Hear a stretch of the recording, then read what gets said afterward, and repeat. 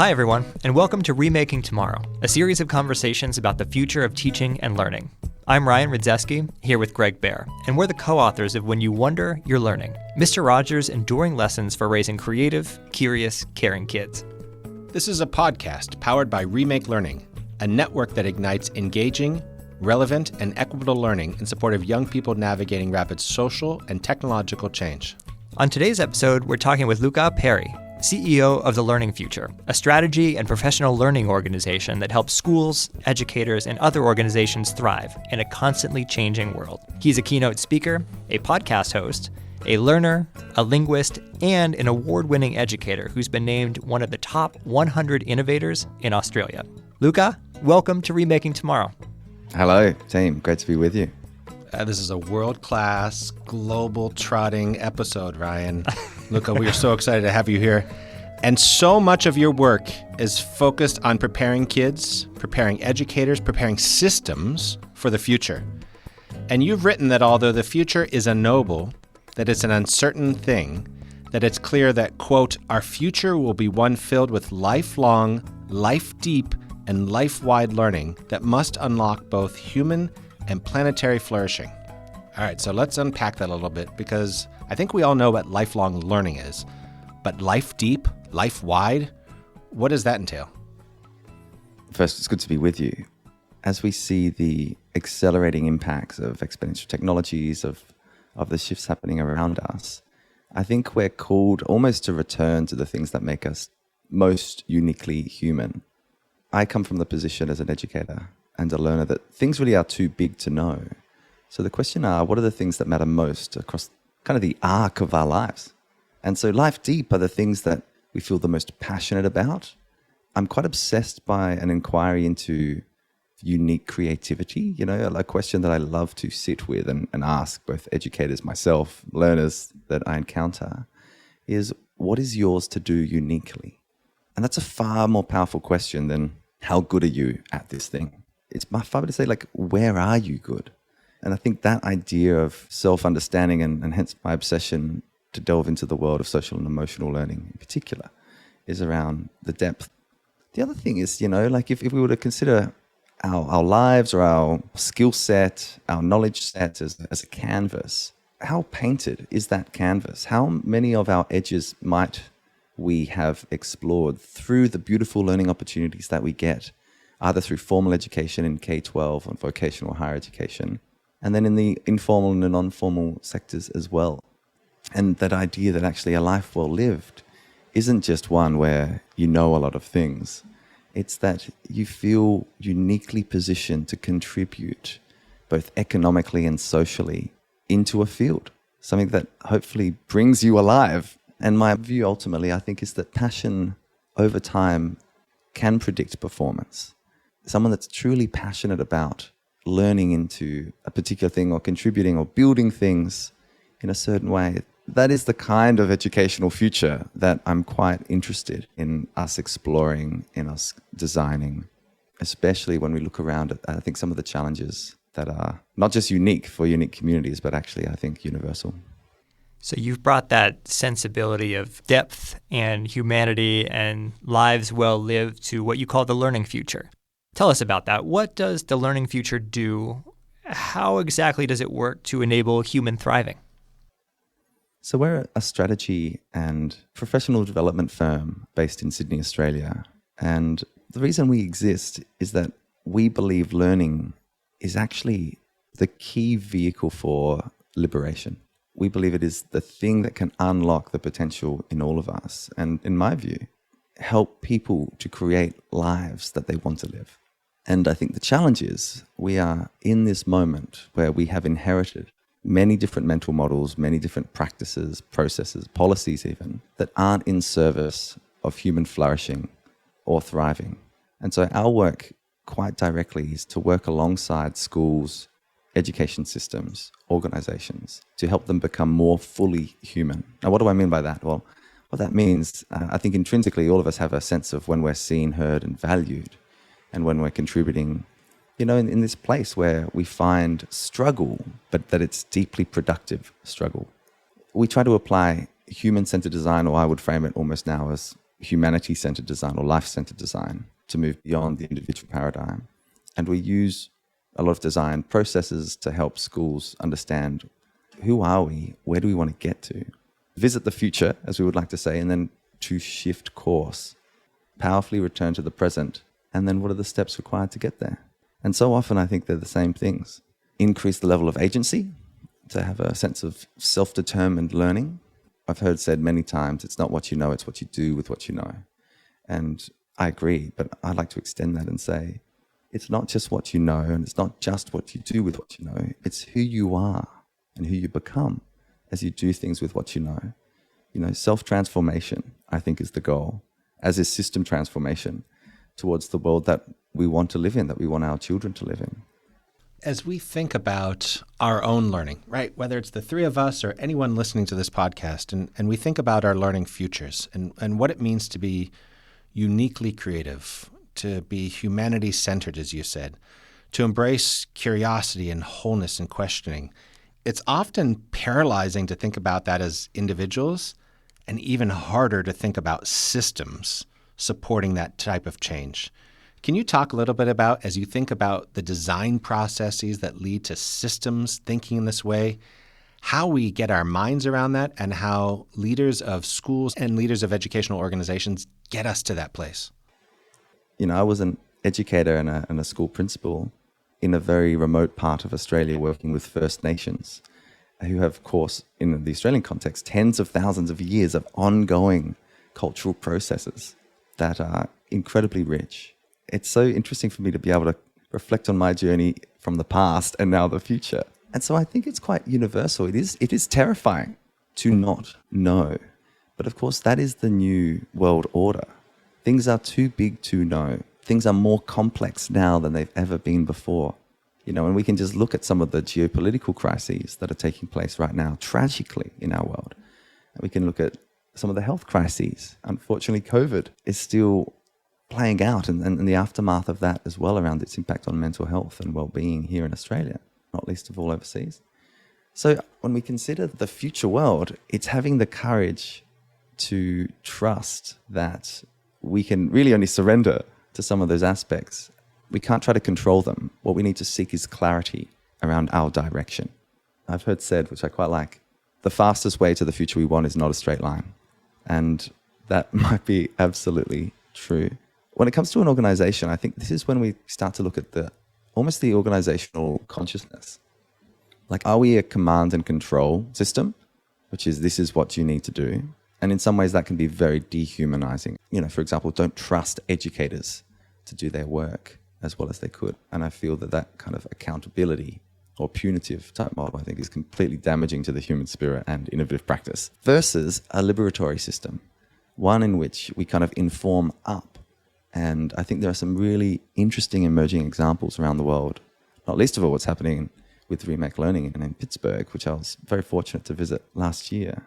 You know, is this idea is how do we build this sense of a learning ecosystem or a learning landscape which is deeply interconnected, in which a human being can be supported to step into the unknown continually. It's what we as teachers ask young people to do every single day.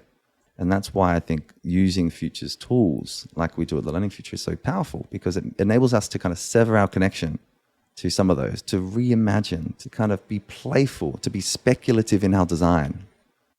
Speaking of following a line into the future, and not necessarily a straight one, Louka, you yourself have visited more than 80 countries.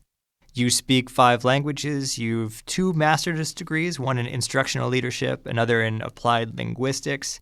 We're curious for you, what drives the desire for all that learning, and why is such a range of learning important to you? Are you calling me a nerd? Is that what you're saying? A little bit.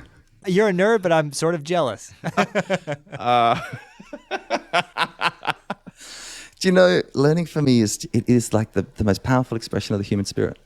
I have to say, by the way, on the languages front, I was monolingual at age 18 when I finished high school. Well, I lived in Europe for a year and a half, and I realized that as an Australian, a monolingual Australian at that point, you know, how I had limited my own expression and understanding of the beautiful diversity of our world. And so when I went to university, I just delved into learning modern Greek, which is partially my ancestry.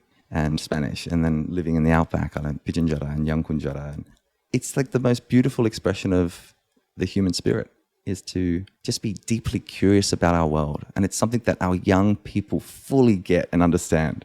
You know, be they a 2-year-old always asking why, which is one of those beautiful words, or, you know, an 8-year-old that's curious about a particular aspect of society. And so I think cultivating curiosity has been one of the secrets for my obsession with knowledge and understanding. And not to be too philosophical about it, but again, if I use futures tools and I kind of step back from my own life and then try to look at the arc of it, you know, let's hope that it's a good 90-year life. At the end of it, what do I want to have experienced? How might I want to have contributed? And for me, that means living in a pretty deliberate and intentional way, almost in an immediate way. If this is all we've got, how would I like to engage in the world? And I realized as a 19-year-old traveling around Europe with a backpack on no money that education was that key lever, I think, to unlock ourselves, to expand ourselves. And so I've just kept applying myself to the world and for the world in some way, and trying to be of the world, you know, not just a student of my own history and psychology, but actually, you know, a student of the world, and to try to be the best learner, not the best knower. And I think that kind of confident humility, which I heard from Adam Grant, that's a really powerful frame. How do I be confident? How do we be confident about what we think is uniquely ours to contribute, but also deeply humble and say, I'm not sure about this. And for me to consider that somehow I've, quote unquote, made it is delusional in the extreme. Yeah, I mean, clearly an avid traveler, a linguist, and deeply an educator. I feel completely at home in conversations about learning and human development.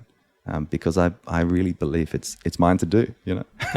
Well, I take back all the nerd talk. That was a very cool answer. And Louka, you've brought so many people along with you to examine your curiosity about the world. And you've brought people along through your podcast, you've brought people along through your presentations and the things that you write, and you've physically brought people along in study tours that you've organized or that you are organizing, taking people to places from Scandinavia to Barcelona, Spain, and all stops in between and on different continents. What is it that you've seen? What is it that you hope people see that you see, and what do you hope to learn? It's really just understanding that no one really knows, but everyone has a unique perspective. And it's moving from this idea of perception to perspective that is incredibly powerful. None of us see the same world. We see the world uniquely through our past experiences, and in some ways the heuristics that have developed as well around our mental models and how they deploy themselves. And so there's something so powerful by sitting next to a school leader who's leading a school in Copenhagen, which happens to be a very innovative school, fully team-based pedagogy. There's something uniquely powerful about hearing another person's perception and then that becoming a broader perspective. This is, I think, why empathy is such an incredible tool to cultivate. And I tell you, like, doing that cross-culturally or across any kind of different identity marker, I think is so powerful. I mean, I used to have board meetings as a school leader in an outback school with the board, you know, sitting outside in a circle in the shade on red dirt and listening in Pidginjara, recording it, and having my co-principal there able to translate when that was necessary. I mean, I learned so much from those moments, far more I could have from reading every single educational text.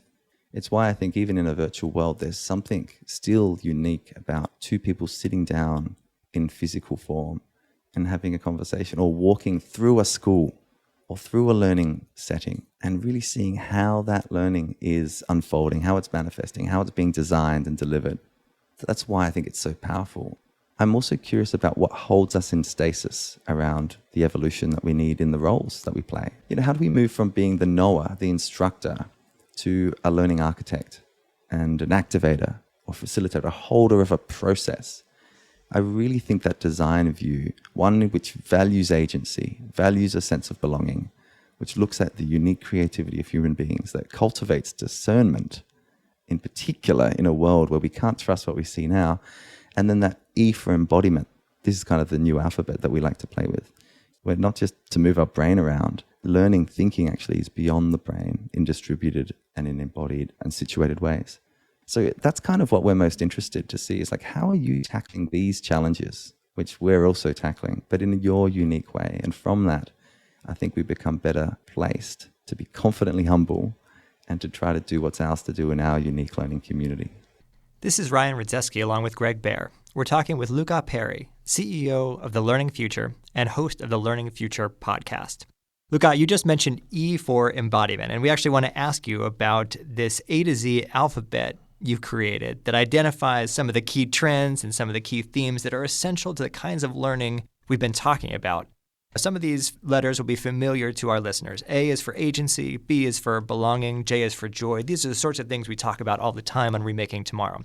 But some of the letters are really surprising. We want to ask you to elaborate, if you would, on just a few letters. You just mentioned E for embodiment. What about V for vitality? Oh, these are all of my favorite words, I have to say. Again, maybe it's the language nerd in me, but I think words are the way that we make sense of our world. Language is the key meaning-making mechanism that we have.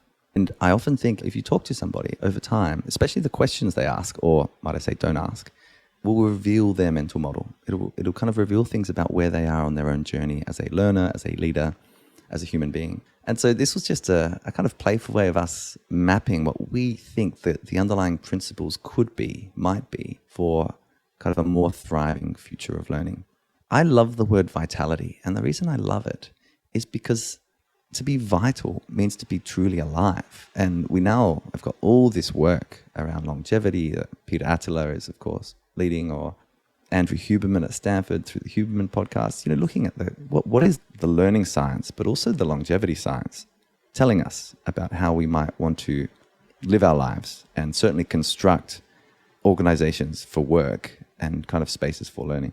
Vitality to me, it has factors that we don't talk about enough in schools. So for example, sleep quality and quantity is part of vitality. So is movement and exercise, and critically so is nutrition. And for us to somehow assume that those factors don't impact on the learning journey, I think is naive in the extreme. But it's just because it's not a question that we've asked in the past. And I think in my journey in particular, in working in different communities as an educator, seeing the impact of those vitality factors when they're not in place has really called me to try to understand how we remember, i.e. put back together, what it means to be human.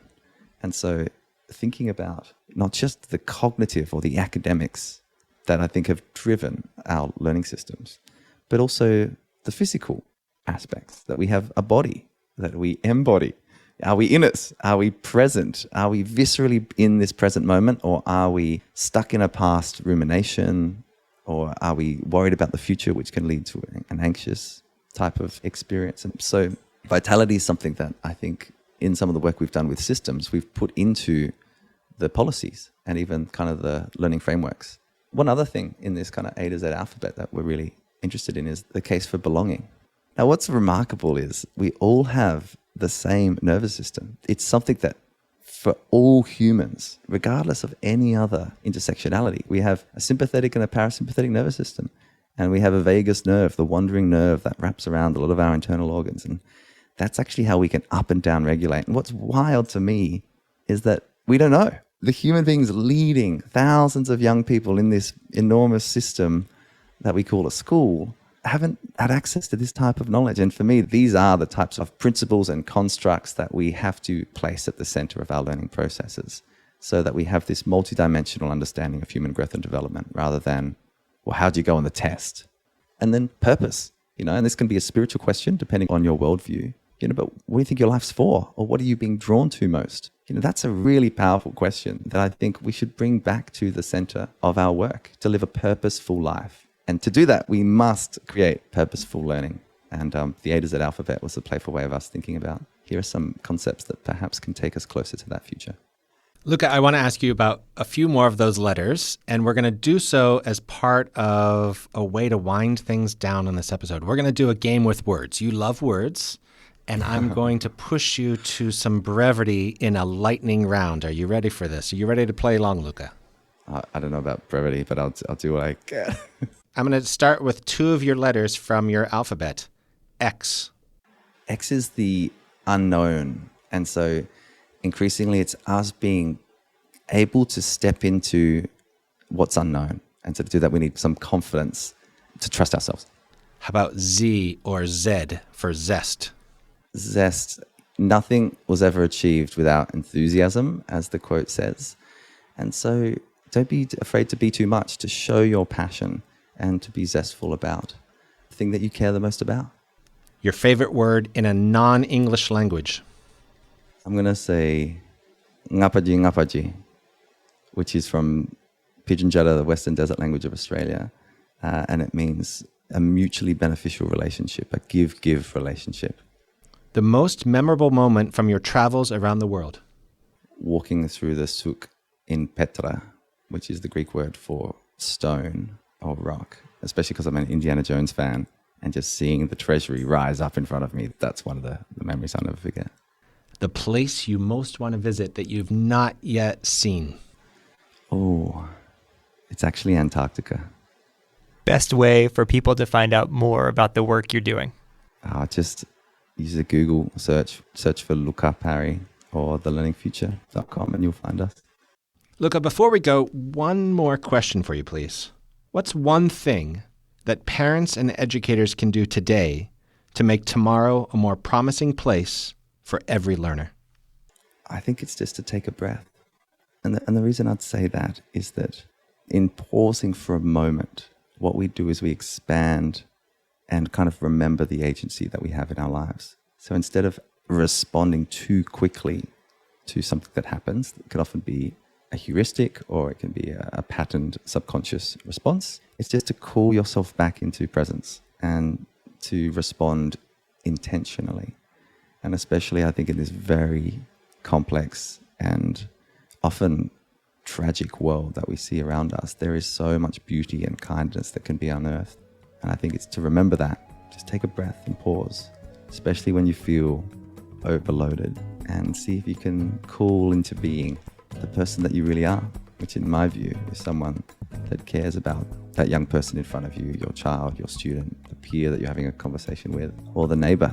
Call in some of the Mr. Rogers legacy as well. Kindness really is something that can make our world an incredibly beautiful place. Thanks again to Louka Parry, CEO of The Learning Future and host of the Learning Future podcast. Remaking Tomorrow is powered by Remake Learning. Learn more at remakelearning.org.